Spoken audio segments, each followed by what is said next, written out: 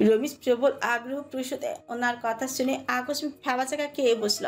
পরক্ষণে তড়িৎ করে নিজের উপস্থিত মস্তিষ্ক সংযত করে নিল, মুখ ভরে হেসে দিল, ভেজা কণ্ঠে বলল, ভাই ভাবি জানে না আপনি যে কালো টাকার পাহাড় বানিয়ে বসেছেন, আপনার 14 গোষ্ঠী বসে খেলেও সেসব শেষ হবার নয়। উনি সঙ্গে সঙ্গে বিক্ষুব্ধ মেজাজে চোখ পাকে দাঁতে দাঁত খেছে ওর দিকে চাইলেন। কি বললি আবার বলতো? রমিজ শশব্যস্ত জিভে কামড় বসালো, সরল মুখটাকে ভোলাভালা করে নিয়ে বলল, উফ সরি ভাই, মুখ দিয়ে ভুলে বেরিয়ে গেছে, তোর মুখটা আমি সেলাই করে দিই, সেটা কি চাস? দুঃখিত ভাই, আর হবে না। মনে থাকে যেন নলেজে। অনন্যা ক্লাব থেকে সরাসরি ওদের বাড়ি গেল। ওখানে ওর আম্মার কাছে দলিল দিয়ে আবার হিজলার উদ্দেশ্যে রওনা হলো। এরপরে দুদিন অতিক্রম হলো, সে আর কাজিরহাট ফিরল না। তবে কিছু লোক পাঠিয়ে দিল যেখানে শোরুমটি তুলবে। সেখানে কিছু গাছপালা লতাপাতা ছিল, যা সব কিছু কুচে ফেলে পরিষ্কার করতে হবে। পুরো 3 দিন লাগছে ওসব পরিষ্কার করতে। এরপরে গেল আরও 4 দিন। 4 দিন পর অনন্যা আবারও কাজিরহাট এলো। বালু ভর্তি করে শোরুম তোলার জায়গাটি উঁচু করা হলো। এছাড়া ডোবা ছিল কিছু, সেসবও ভর্তি করা হলো। তারপরের দিন থেকে ইট বালু সিমেন্ট রড আনা হলো। এরপর থেকে আর অনন্যা আসেনি। তপন আর তাপস দুজনকে রেখে দিয়েছিল ওখানে, লোকেদের দেখিয়ে দেখিয়ে কাজ করাতে। জমি মেপে সেখানে ইট পোতা হলো। এরপর শুরু হলো শোরুম ও ফ্যাক্টরির কাজ ধরা। পুরো 3 মাস লেগেছে 3তলা ভবনটি তৈরি করতে। এরই মধ্যে অনন্যা শুধু 3-4 বার এসেছিল ছাদ ঢালাইয়ের সময়, আর একবার ওর আম্মা আসতে বলেছিল। এছাড়া আর অন্যান্য কাজে মোটামুটি কাজ শেষ হয়েছে, এখন রং করার কাজ বাকি। এরই মধ্যে অনন্যা ওদের বাড়ির সামনে চতুর্দিকে ঘেরাও করে বাউন্ডারি টেনেছে, সাইনবোর্ড টানিয়েছে, গোটা অক্ষরে লিখে দিয়েছে মৃধা বাড়ি। বাড়িটির সামনে রাস্তাটি ইট বালু সিমেন্ট দিয়ে ঢালাই দিয়ে দুপাশে সবজি আর ফুলের গাছ লাগিয়েছে। ওর আব্বার শখের মৃত সবজি ক্ষেতটি আবারও নতুন করে পুনর্জীবিত করা কাজে নেমেছে। সেখানে নতুন করে সবজি চাষ করা শুরু করেছে। ঘেরের লোক দিয়ে মাছ ছেড়েছে। ঘেরের কাছে বিভিন্ন ধরনের সবজি ও ফুলের গাছ লাগিয়ে দিয়েছে। কাচারি ঘরটি নতুন করে মেরামত করে নিয়েছে। এইসব সে একা নিজে করেনি, লোক দিয়ে করিয়েছে। সবজি ক্ষেত কাজ করা ও ক্ষেত দেখাশোনার জন্য 2জন লোক রেখে দিয়েছে। এতদিনে সবজিতে তা ভর্তি হয়ে এসেছে। ক্ষেত সঙ্গে ঘরে টুকটাক কাজ করিয়েছে। পুরো মৃধা বাড়ির মানচিত্র সে পাল্টে দিল। এবার বাড়িটি রাস্তা থেকে দেখলে চোখে পড়ে। সর্বশেষে আবার নিজের 3তলার ভবনের কাজ হলো। এখনো রং, লাইটিং, টাইলস ফিটিং এর কাজ চলছে। সেগুলো করতে আরো সময় লেগেছে। লোকেদের সঙ্গে সঙ্গে সেও নিজেও রং করেছে। নিচতলার 2টো শোরুম করা হয়েছে, একটি লেডিস অপরটি জেন্টসদের জন্য। পেছনে আবার ছোট আলাদা করে একটি ফ্যাক্টরি দিয়েছে, ওখানে ব্লক প্রিন্টের কাজ করা হবে। দোতলায় মেহেন্দি অফিস, 3তলায় সে নিজে থাকার জন্য একটি ফ্ল্যাট তৈরি করে নিল। 3তলা ভবনটির পাশে যে অবশিষ্ট জায়গা ছিল সেখানে 30 জন মেয়ের থাকার জন্য টেন সেট দিয়ে কয়েকটি রুম বানিয়ে নিল। সামনে খোলা মাঠের মতন রেখেছে, যেখানে বসে নিজেরা খেলাধুলা আবার হাঁটাচলাও করতে পারবে। মাঠের চারপাশে দেয়ালে টেনে দিল যাতে রাস্তা থেকে সরাসরি মেয়েদের দেখা না যায়। বর্তমানে তার সব কাজ কমপ্লিট, এবার শোরুম মালামাল আনার বাকি। তার আগে কিছু কাজ করে নিল। তার 3তলা ভবনের সামনে দেয়াল দিয়ে বাউন্ডারি টেনে নিল, মজবুত করে গেট দিয়েছে। দারোয়ানও রেখেছে 2জন, একজন পার্কিং এ আর একজন মেইন গেটের সামনে। আজ সকালের দিকে মাল বহনকারী ট্রাক এসে আকাশের দোকানের সামনে থামলো। সর্বশেষ ট্রাকের পিছনে ছিল অনন্যা, সঙ্গে শুভ, শান্ত, তন্ময়, তাসরিফ ওরাও এসেছে। তাপস আর তপন ওরা আগে ছিল। লোকজনের সঙ্গে ওরা হাতে হাতে শোরুমের ভেতরে মাল নিচ্ছিল। নওয়াফ চুপচাপ দোকানে বসে তা দেখছে। রঙ্গনকে দেখা গেল প্রায় 1 ঘন্টা পর আসতে। ততক্ষণে শান্ত ওরা কাজ করতে করতে ক্লান্ত হয়ে বিশ্রাম নিচ্ছে। কাজল রেখা ওদের জন্য লেবুর শরবত আর টেবিল ফ্যান নিয়ে এলো, সবাইকে ধরে ধরে শরবত দিচ্ছে। অনন্যার দিকেও 1 গ্লাস এগিয়ে দিল। ঠিক তখনই রঙ্গন এসে থামলো। কাজল রেখা কিছুটা চমকালো, দ্রুত পিছপা হয়। রঙ্গন হাসলো। ভয় পেয়েছেন? কাজল রেখা মাথা ঝাঁকিয়ে পোছালো। অনন্যা রঙ্গনের দিকে মুচকি হেসে এগিয়ে গেল। আপনি না ব্যস্ত রঙ্গন ভাই? রঙ্গন ফুল দাওয়াত দিয়েছে, না এসে পারি? অনন্যা শিশুসুলভ বাচ্চাদের মতন খিলখিল করে হেসে দিল। রঙ্গন প্রশ্নবিদ্ধ নয়নে তাকালো। এটা কি তোমার আম্মা? অনন্যা হ্যাঁ বোধকে দুপাশে মাথা নাড়ল। রঙ্গন সালাম দিয়ে জিজ্ঞেস করলো, কেমন আছেন আন্টি? আলহামদুলিল্লাহ ভালো। তুমিও বুঝি অনন্যার বন্ধু? রঙ্গন অনন্যার দিকে এক পলক তাকালো। সে বেচারি শান্তদের সঙ্গে চুক্তি করতে ব্যস্ত। তিনি মুচকি হাসলেন। না, আমি তো শুভাকাঙ্ক্ষী।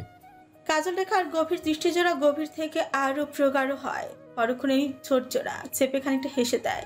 রঙ্গনের দিকে শরবতের গ্লাস এগিয়ে দেয়। রঙ্গন খেলো তবে 2 গ্লাস। কাজল রেখা নরম গলায় জিজ্ঞেস করলেন, আরেক গ্লাস দিব বাবা?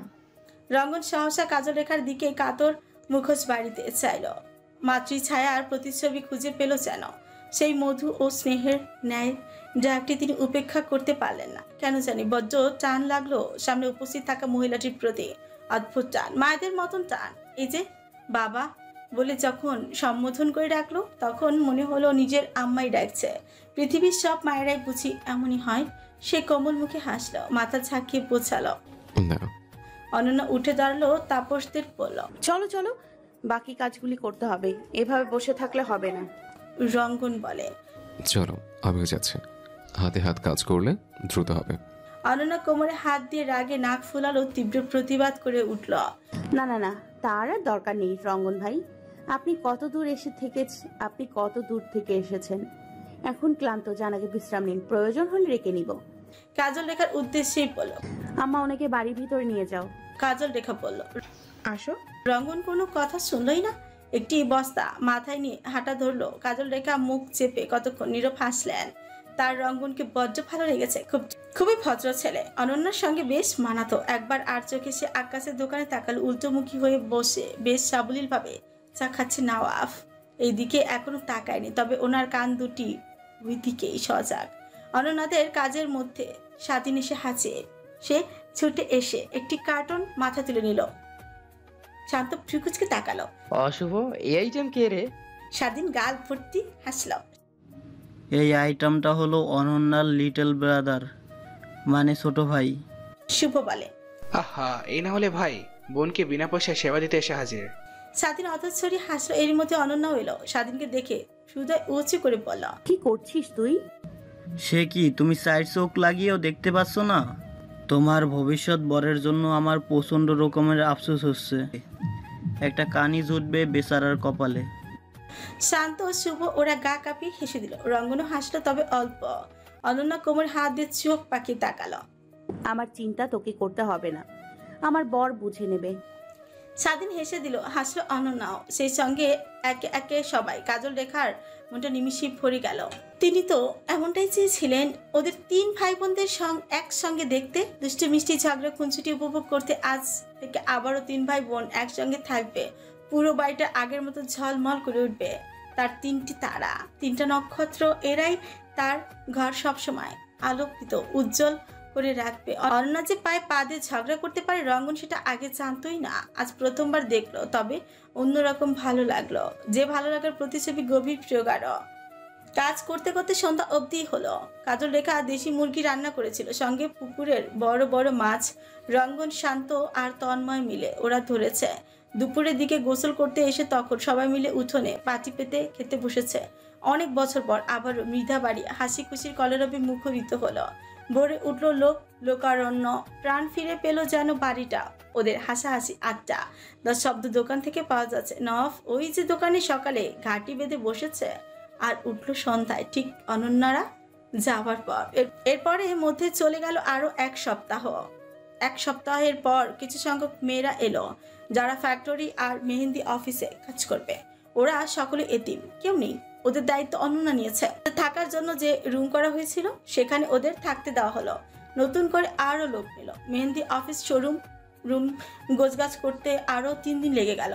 এখন পুরো কাজ কমপ্লিট। শোরুমের নাম দিল Ananya ladies and gents showroom. আর মেহেন্দি অফিসের নামও সেই আগে চাই, মেহেন্দি বাই অনন্যা। নিজের রুমটাও ফার্নিচার দিয়ে সাজিয়ে নিল। ছাদে বিভিন্ন ধরনের গাছপালা লাগিয়ে ভরে রেখেছে। একটি দোলনাও টানিয়েছে, মাঝে মধ্যে ছাদে গিয়ে বসবে বলে। এসব করতে টাকা কম চায়নি, ব্যাংক থেকে কিছু টাকা লোনও নিতে হয়েছে। এখন একদম পারফেক্ট। যে একবার রাস্তা দিয়ে যাবে 3 তলা ভবনটির দিকে একবার হলেও তাকাবে, এমন চোখ ধাঁধানো সুন্দর করে ডেকোরেশন করা হয়েছে। আজকাল চায়ের দোকান থেকে হাট বাজারে অবধি তার সুনাম চর্চা চলে। কেউ কেউ আবার আগ্রহ নিয়ে দূর দূরান্ত থেকে দেখতে আসে, যারা একসময় তাকে কটু কথা শুনিয়েছিল। তারা আজ কি সম্মান দেখাচ্ছে, প্রশংসা করছে। অনন্যা তাদের দিকে ফিরেও তাকায়নি, মুখ ঘুরিয়ে নিয়েছে। এরা হলো সুবিধা পার্টি, টাকা আছে বলে আর সম্মান দেখাচ্ছে। টাকা না থাকলে এদের বহুরূপী রূপ আবারও বেরিয়ে আসতো। শোরুম উদ্বোধন করা হলো বৃহস্পতিবার। শান্ত ওরা সহ রঙ্গনও ছিল। তিন্নিকে দাওয়াত দেওয়া হয়েছিল, সেই ব্যাচেরে আসতে পারেনি। অনন্যা তা নিয়ে মন খারাপ করেছিল। তিন্নি ফোন দিয়েছিল, সে রাগ করে কথা বলে। নিখিল এসেছে, ফাহাদও। কাজল রেখা ছিল। অনন্যা রঙ্গনের দিকে কেচি এগিয়ে দিল। নিন রঙ্গন ভাই, ফিতা কাটুন। রঙ্গন চমকে যায়। শশব্যস্ত অবাক ও প্রশ্নবিদ্ধ নেত্রপল্লবে অনন্যার দিকে চাইল। তার চোখে মুখে এক বিস্ময়কর ভাব, দু চোখে তীব্র অবিশ্বাস। আমি মানে এসব তোমার অর্জন করা রঙের ফুল, সেখানে আমি মতপরি করতে যাবো কেন? প্রেরণার উৎস তো আপনি দিয়েছিলেন রঙ্গন ভাই। আপনি তিন্নি আপু সকলে আমাকে উৎসাহ দিয়েছেন।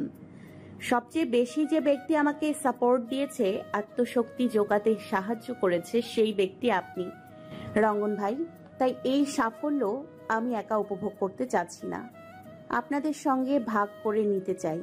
নিন ফিতা কাটুন, আর একটাও কথা বলবেন না। আমি একটা কথা বলে রাখবে, ফিতাটি আন্টি কাটুক। কাজল রেখা আপত্তি জানালো। এসব বাচ্চামিতে আমি নাই রঙ্গন, তোমাকে বলা হয়েছে তুমি করো। আমার হয়ে আপনি করে দেন আন্টি, তাহলে বেশি খুশি হব। অন্য সহ শান্ত ওরা সমত পোষণ করলো। ফিতা কাজল রেখায় কাটলো। সকলের সামনে বসে অনন্য আরেকটি ঘোষণা দিল। আজ থেকে আমার পার্সোনাল অ্যাসিস্ট্যান্ট তাপস, আর ক্যামেরাম্যান হলে তপন। তপন আর তাপস দুজনেই খুশি হলো। এত আনন্দ খুশির মধ্যে একজন ব্যক্তি মিসিং, নেই তিনি। দাওয়াত দেওয়া হয়নি তাকে, আসেনিও। কোন মুখে আসবেন তিনি? নিখিলের কেন জানি প্রচন্ড কষ্ট লাগলো, যা বলার বাইরে। এক প্রকার কান্না আসার মতন।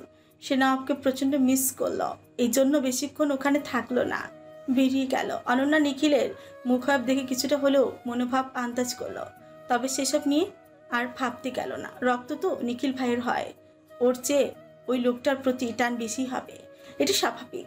এরপরের দিনগুলো খুব সুন্দরভাবে অতিক্রম হতে লাগলো। রোজ কাজিরহাট থেকে হিজলা গিয়ে ক্লাস করা, নতুন নতুন কাস্টমাররা আসা, তাদের নিয়ে কাজ করা, সব মিলে ব্যস্ততার মধ্য দিয়ে যাচ্ছে সে। এর মধ্যে নীরা নামের মেয়েটিকে অনন্যা নিজের কাছে নিয়ে এলো। ওকে রঙ্গন ভাই হসপিটাল থেকে সরাসরি তার ফ্যাক্টরিতে কাজ দিয়েছিল। মেয়েটার কেউ নেই, তার ভেতরে ভয়াবহভাবে অতটুকু মেয়ের রেপ হয়েছিল। এক প্রকার মৃতসজ্জার ন্যায় অবস্থায় ছিল। সেই নীরা অনন্যার অন্যান্য মেয়েদের সঙ্গে থাকতো। এখন থেকে সে অনন্যার সঙ্গে থাকবে, একই রুমে, তার সকল কাজকর্ম করে দিবে। ওর যাবতীয় দায়িত্ব সে নিয়েছে। স্কুলে ভর্তি করেছিল, কিন্তু মেয়েটা চায়নি। পড়ালেখা ভালো লাগে না নাকি তার, তাই আর অনন্যা জোর করেনি। নীরা ঘরের সকল কাজকর্ম করে। তার একটি বদ অভ্যাস হলো, বেশিক্ষণ ঘরে থাকতে পারে না, হাঁটাচলা করার অভ্যাস বেশি। প্রতিদিন কাজ শেষে নিয়ম করে একবার হলো মৃদা বাড়িতে যাবে, আর নয়তো নিখিলদের বাড়িতে গিয়ে ইচ্ছে ইরার সঙ্গে সারাক্ষণ গল্প করবে। এটা একটু পাড়া চড়ে বেড়ানোর মতন। ঘরে একটুও তার মন ঠিকে না। আজ বিকাল বিকাল মেঘলা আকাশ দেখা গেল। অনন্যা আজ আবার হিজলা যায়নি, বাসায় ছিল। আসরের ওয়াক্তের পর নওয়াব আকাশের দোকানে গিয়ে বসেছিল। ওনার দৃষ্টি অনন্যার ব্যালকনির দিকে। মেয়েটা সহসা ব্যালকনিতে আসে না, কিপটুস একটা। একটু আসলে দেখা পাওয়া যায়, তখন চোখের দেখা দেখতে পান, কিন্তু তাও আসে না। মাঝে মধ্যে তিনি ঠিল ছুড়েন, তবু আসে না। জানেন তিনি ওনার জন্যই আসে না। এত পাষাণ শক্ত করে মনটারে বেঁধেছে তার নিঠুরিয়া। তিনি চা খাচ্ছিলেন বসে বসে, তখন একটি মোটরসাইকেল কুদ্দুসের দোকানের সামনে এসে থামলো। ইয়াং একটি ছেলে, হ্যাংলা পাতলা দেখতে, মুখের গড়ন মুখায়ব বিলাতি বিলাতি বর্ণের। নওয়াবকে দেখে বলল, আরে আপনি নওয়াব ভাই না? আমি রায়ান। বলেই হাত হ্যান্ডশেক করতে এগিয়ে দিল। উনি হাত হ্যান্ডশেক করলেন না। সেটাকে ওনার ভালো লাগেনি, পছন্দ হয়নি। কেন হয়নি তা জানেন না। আর যাকে ওনার পছন্দ হয়নি তার সঙ্গে তিনি হাত হ্যান্ডশেকও করবেন না। রায়ানের একটু মনোক্ষুণ্ণ হলেও পরক্ষণই নিজেকে সংযত করে নিল। সতর্কতার সঙ্গে আশপাশ এক নজর ঘুরিয়ে নিয়ে জিজ্ঞেস করলাম, আচ্ছা নওয়াব ভাই, এখানে মির্দা বাড়ি কোনটি কাইন্ডলি বলবেন? ওনার ললাট সহসা কুচকে ভাঁজ পড়ে, চোখগুলি ছোট ছোট হয়ে আসে, সন্দিগ্ধ ও ধারালো অক্ষিচড়া রায়ানের সমগ্র শরীরে বিচরণ করে। রায়ান ওনার খুরদার চোখ জোড়া এক পলক দেখে আকস্মিক হকচকালো। যেভাবে তার গা দেখছে যেন শরীর মাপছে না আগে পা ভাঙবে। সে নিজে বড় বড় শ্বাসটি নিজেকে ধীর সুস্থে স্বাভাবিক করে নেয়। তিনি সাময়িক সময় জবাব দেননি, তবে পরবর্তীতে জবাব দিলেন। মির্ধা বাড়িতে তোর কি কাজ? কথাটিতে রসকস কিছুই ছিল না, বরং কিঞ্চিত মরিচানের ছাঁচালো ছিল। সরাসরি তুই বলে সম্বোধন করাতে রায়ানের প্রবল আত্মসম্মানে আঘাতও হানল। সে মন খারাপ করে রমিজের কাছে গেল। এই যে কালো ছেলে, হ্যাঁ তোমাকে বলছি। আচ্ছা এখানে অনন্য থাকে কোথায় বলতে পারবে? তাকে আমার খুব দরকার গো। কতদিন লম্বা চুলের মেয়েটাকে দেখি না। রমিজ চা খাচ্ছিল, সহসা সে বিষম খেল। রায়ান বুঝলো না এরা এমন করছে কেন। রমিজ কাশতে কাশতে নওয়াফের দিকে ভয় ভয় চোখে এক রতি চাইল। সুনামি এখনো শান্ত আছে, না জানি কখন তুফান ছাড়ে। রায়ান বুঝলো এদের কারো কাছে সে লম্বা চুলের মেয়ের খোঁজ পাবে না।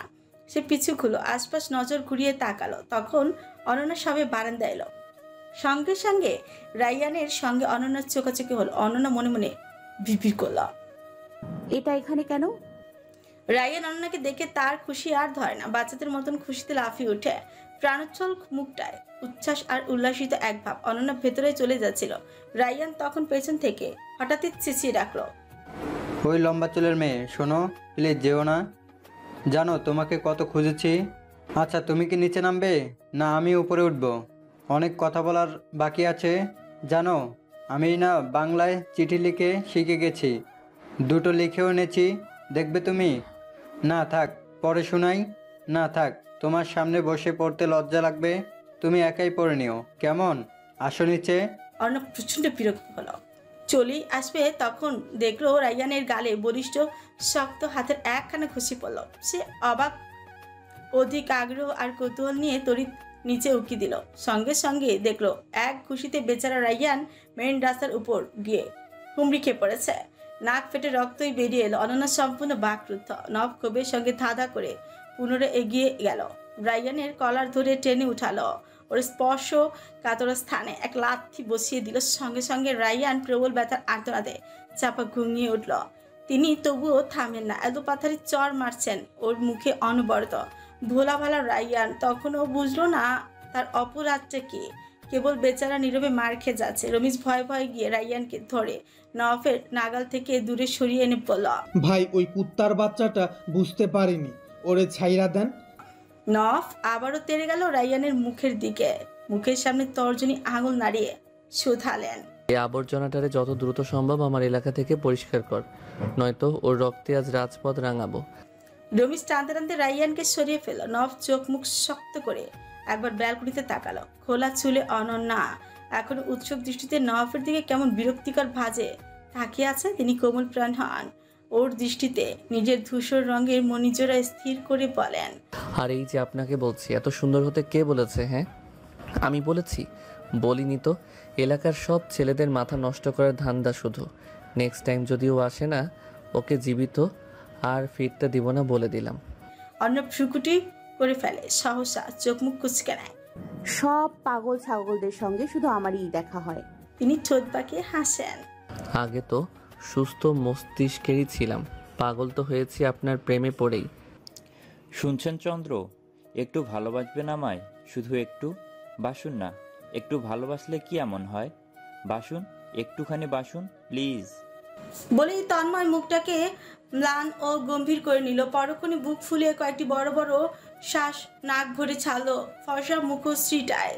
তার কত শত চাপা আর্তনাদ, কত শত কাতরতা, ব্যাকুলতা, নীরবতা, ব্যথা, রাত জাগা অশ্রু ঝরে পড়ার সুতীব্র হাহাকার। এক পলক ওই মুখটি দেখার জন্য শত শত প্রগাঢ় পাগলামি। তবুও সিমেন্ট মানবের কঠিন কাঠিন্য হৃদয়টা কিঞ্চিত করও ভুলল না। তন্ময়ের মুখ্য বাক্য কর্ণগোচর হতে শিবান্তির মাথায় দপদপ করে বৈষণ্যরে জ্বলে উঠল। আজকালের ছেলেরা এত ছ্যাঁচড়া, রিজেক্ট করার পরও পিছু পড়ে আছে। সে মহাবিরক্ত, এক প্রকার হাঁপিয়ে উঠেছে। এখন ক্লান্ত লাগে, বিশ্রাম চায়। নীরবে কোনো এক স্থানে বসে মুখ ভর্তি করে শ্বাস ফেলতে ইচ্ছে করে। গতকাল আর লড়বে কখনো জীবনের সঙ্গে, কখনো নিজের অঘোষিত অনুভূতির সঙ্গে। আর পারছে না, সেই ক্লান্ত।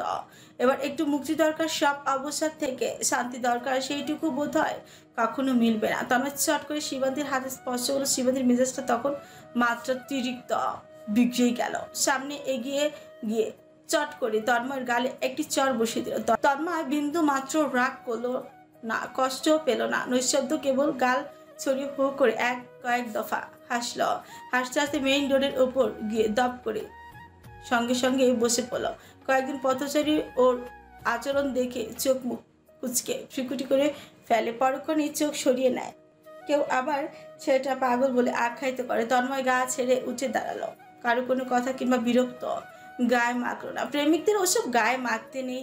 শিবান্তির সামনে গিয়ে হাঁটু ধরে মুখ ভর্তি গভীর কয়েকটি শ্বাস ফেলে তৎপর চোখ তুলে সরাসরি শিবান্তির দিকে তাকালো, কাতর সুরে বলল, এ নিয়ে 50টা পূর্ণ হলো প্রিয় শিবান্তি। আচ্ছা, আপনার হাতটা এত কোমল কেন? ইস, যখন চল মারেন মনে হয় এক একটি তুলো এসে আমায় কোমলভাবে ছুঁয়ে দিয়ে যাচ্ছে। বলে আবার ঠোঁট জোরে ছড়িয়ে হাসে। শিবান্তির চোখ জোরে আশ্চর্যভাবে বড় বড় হয়ে যায়। আজ যেন হাসার মাঠে নেমেছে ছেলেটা। শিবান্তি তন্ময়ের উপর প্রচন্ড বিরক্ত হলো। এত নির্লজ্জ ছেলে আদৌ হয়? সেই সঙ্গে ছ্যাঁচড়া এক লেভেলের উপরে থাপ্পড়ও হিসেব করে রাখে। আস্ত বেয়াদব। তার পঞ্চম ইন্দ্রিয় বলছে এই ছেলে সাহসা তার পিছু ছাড়বে না। গত কয়েক বছর যাবৎ এভাবে আঠার মতো লেগে আছে। ওইদিকে নিজের বিয়ে ঠিক হয়ে এসেছে, ছেলে একজন শিক্ষক। এবার সেটা প্রকাশ করার সময় হয়ে এসেছে। সে নরম হয়, ভেজা ও কোমল কণ্ঠনালী বলল, দেখো তন্ময়, আমার বিয়ে ঠিক হয়েছে। এই যে হাতে রিং দেখছো, এটা আমার হবু বরের দেওয়া। প্লিজ এবার অন্তত আমার পিছু ছাড়ো। তন্ময় বিশ্বাস করলো না, বরঞ্চ এক বুক সুতীব্র হতাশা নিয়ে বলল, জানেন শিবান্তি, আপনাকে একটুখানি দেখার জন্য প্রবল প্রগাঢ় আকাঙ্ক্ষা নিয়ে যতটা ছুটে আসি, আপনার পিছু পিছু ঘুরি, তার একাংশ কষ্ট যদি আপনি উপলব্ধি করতে পারতেন, আমি ধন্য হতাম। তবে আফসোসের ব্যাপারটা কি জানেন? আপনি ম্যাচুয়ার ঠিকই, কিন্তু আমার অনুভূতি বুঝতে এখনো সক্ষম নন। কোনো ব্যাপার না বলে হাস্যকর মুখটা বিরস করে নিল। আমি মজা করছি না তন্ময়, বাট সিরিয়াস। আচ্ছা, আগামীকাল লেকের পাশে চলে এসো, তখন আমার হবু বরের সঙ্গে দেখা করিয়ে দিব। তন্ময় ম্লান মুখে এক টুকরো গম্ভীর হাসলো। প্রত্যুত্তরে মাথা ঝাঁকে নীরবে সম্মতি পোষণ করল। ঠিক আছে। আজ প্রচন্ড মেজাজ খারাপ, গগনচুম্বী রাগ তার। সূর্য রাত যেভাবে মাথার উপর বিনা পয়সায় চৈত্র মাসের ন্যায় রোদ বিলাচ্ছে, তাতে মাথার মস্তক শুদ্ধ গলিয়ে ছাড়বে। কাঠ পোড়া রোদ আর সিংহ রাশি লোকজনের চান্দি সর্বদা গরমই থাকে। যেমন লাবণী, তার মেজাজ আজ এক ধাপ উপরে। সকাল থেকে শান্তি দেখা নেই, গেল কই তাও জানা নেই। ফোন বন্ধ, ঘরে ফেলে রেখে গেছে। তার দৃঢ় বিশ্বাস এই ছেলের মতন অগোছালো ছেলে আর একটাও নেই। বিছানার ভেজা গামছায় ফেলে রেখে গেছে নোংরা মোজা টেবিলে।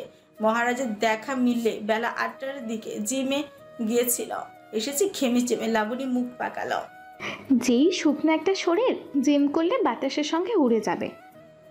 শান্ত গোসল করে ল্যাপটপের সামনে গিয়ে বসলো। আস্ত একটা মুরগির ডিম ফাটিয়ে কাঁচাই মুখে ভরে নিল। লাবণীর ভীষণ বমি পেল। সে ক্ষণিকের মধ্যে নাক উঁচু করে নিল, পরক্ষণে মুখ কুচকালো। ছি, কাঁচা ডিম খেয়ে তুই আমার কাছে আসবি না। আহারে আমার সোনা ময়না, তোর কাছে যাওয়ার জন্য আমি মনে হয় নাচতে আছি। দরকার পড়লে ছাগলকে চুমু খাবো, তবুও তোর মতন বেদ্যপ বেড়িরে খাবো না। লাবণী ভীষণ হাসি পেল, গলা ফাটানো হাসি। আপাতত হাসিটা আটকে মুখ ফুরে বেরিয়ে এলো। ছাগল ছাগলকেই ভালো চেনে। শান্ত রাগ দেখাতে গেল না, পরিপক্ষে পাল্টা জবাব দিল না। পাগলে কত কিছুই বলে, সেসব কানে নিতে নেই। তার এখন গুরুত্বপূর্ণ কাজ আছে। বেশ কিছুদিন আগে রঙ্গন ভাই আর পাখি ছোটখাটো কয়েকটি মিউজিক ভিডিও করেছিল, গানও তারা গেছে, শুটিংও করেছে তারা। সবটাই মজা করেছিল। একটি গ্রামে সকলে মিলে ঘুরতে গিয়েছিল। মূলত তখনই শুটিংটা করা ছিল, এখনো ভিডিও এডিটিংটা করা হয়নি। শান্ত ভালো এডিটিং করতে পারে বিধায় শুভ বলল, এডিটিং এর কাজটা তুই করিস। সেসব কাজই করছিল। ঠিক তখনই কানের কাছে এসে মাছির ন্যায় ঘ্যান ঘ্যান শুরু করে দিল লাবণী। শান্ত চোখ মুখ খিচিয়ে নিল। লাবণী, এই লেবুর মা, খবরদার তুই আমার শরীরের দিকে নজর দিবি না। তোর নজর হলো কুখ্যাত নজর, খুব খারাপ। তোর কারণে শরীর অধিকাংশ শুকিয়ে গেছে। চোখ বড় বড় করে তাকালো। আমার নজর কুখ্যাত না, তোর নজর খুব ভালো বুঝি। তুই হলি একটা চিকনালি। ছ্যা, ভাবনায় আবার সলমান খানের মতন। শান্ত ল্যাপটপ রাগে কিরমির করে ঠাস করে বন্ধ করে দিল। ধাঁধা করে এগিয়ে গিয়ে লাবণী মুখোমুখি দাঁড়ালো। বেড়ি মানুষের লগে এজন্য কথা কইতে মনটাই চায় না। এক আঙুল সব সময় বেশি বোঝে। তোরে কে বলেছে আমি সালমান খান? আমি হলাম শাহরুখ খান। বলে একটা ভাব নিল। লাবণী মাত্রাতিরিক্ত অবাক হলো, বিদ্রুপের সঙ্গে মুখ বাগালো, পরক্ষণে অদচ্ছিরি হাসল। এই বডি নিয়ে শাহরুখ খানের স্বপ্ন দেখিস?